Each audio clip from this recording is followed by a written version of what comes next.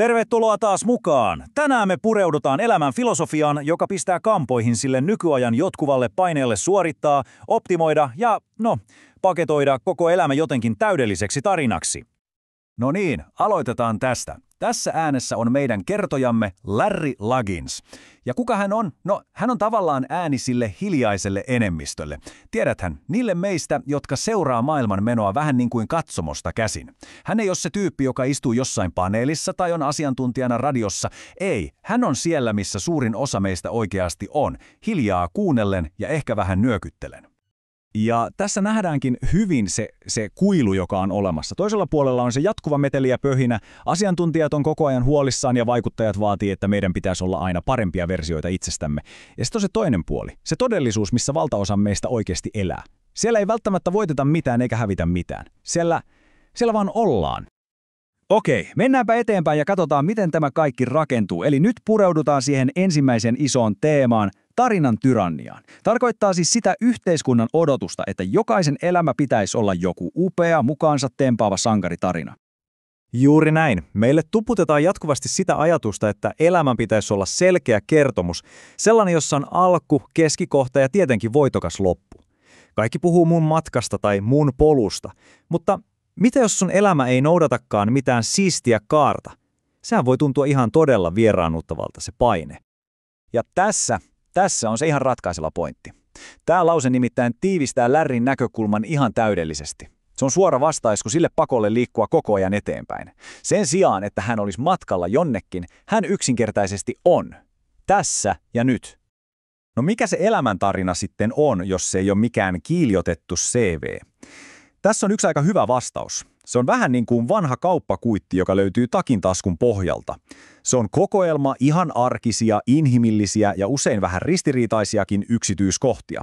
Yritettiin ostaa porkkanoita, mutta jotenkin mukaan tarttukin suklaapatukka. Onhan se nyt paljon rehellisempi kuvaus elämästä kuin mikään LinkedIn-profiili ikinä.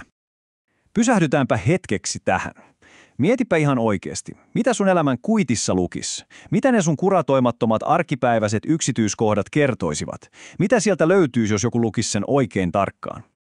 Ja tämä johdattaakin meidän tämän koko jutun ytimeen. Siihen ajatukseen, että keskeneräisyys ei olekaan virhe, mitä jos se onkin voimavara, ihan olennainen osa ihmisyyttä.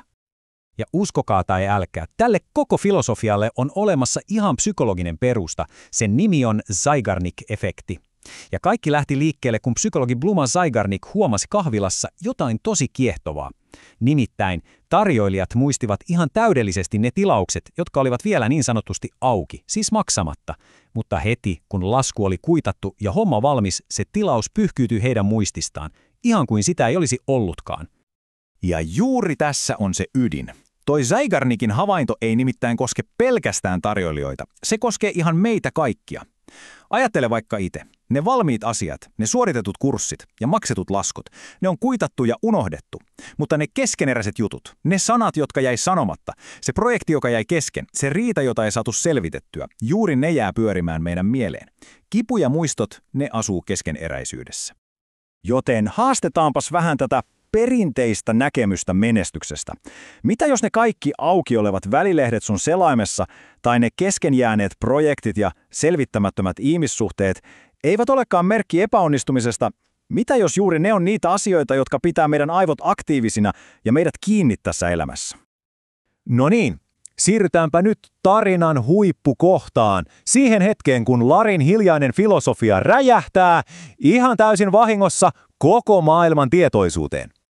Katsotaanpas, miten tämä vähän koominen, mutta samalla tosi oivaltava tapahtumaketju oikein eteni. Eli kaikki alkoi yhdestä geneerisestä hyvinvointisähköpostista, tiedäthän niitä. Larry ihan väsyneenä ja ärsyntyneenä naputteli siihen lyhyen ja rehellisen vastauksen. Mutta sitten joko vanhan hiiren tai rasvaisen sormen takia hän ei painanutkaan vastaa, vaan sitä kohtalokasta vastaa kaikille nappia. Ja tämä oli se viesti. Ihan yksinkertainen, riisuttu ja samalla aivan uskomattoman voimakas. Siitä tuli tahaton manifesti kaikille ylityöllistetyille, yliohjattuille ihmisille. Se ei vaatinut yhtään mitään, se vain totesi tilanteen. Ja tästä nähdäänkin, miten laajalle tämä vahinko levisi. Sen viestin piti siis mennä yhdelle ainoalle ihmiselle. Mutta se lukikin 4500 ihmistä avoimella jakelulistalla, siis ihan kaikille, kunnanjohtajista myyntijohtajiin. Seurauksena oli tietenkin sähköpostiketjun täydellinen räjähdys. Ihmiset alkoi vastailla, kiitos Lari, tämä osui ja upposi. Tai, sinä sanoit sen ääneen, me kaikki ollaan väsyneitä. Eli Larryn ihan yksityisestä turhautumisen purkauksesta tulikin julkinen tunnustus, joka näytti tuhansille ihmisille, etteivät he olleetkaan tunteidensa kanssa yksin.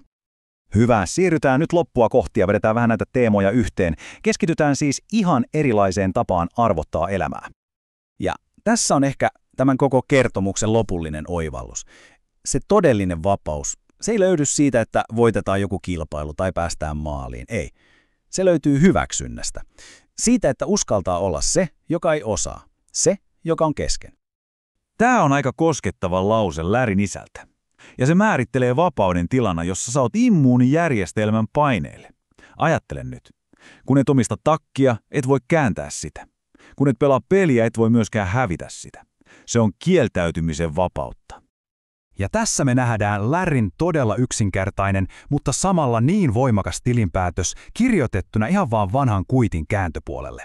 Kun kaikki se meteli ja kaikki mittarit riisutaan pois, niin nämä ovat ne asiat, joilla on oikeasti merkitystä. Ja päätetään tähän ajatukseen, se hiljaisuus, se muuttuukin tyhjyydestä rauhan ja riittävyyden tunteeksi. Kun lakkaa yrittämästä täyttää kaikkea tilaa suorittamisella ja jatkuvalla äänellä, sitä huomaakin, että tilaa on vihdoin tarpeeksi. Jätän sut pohtimaan tätä. Mitä sun omassa elämässä paljastuisi, jos sä lakkaisit mittaamasta ja keskityisit vain siihen, mitä on? Kiitos, kun olit kuulolla.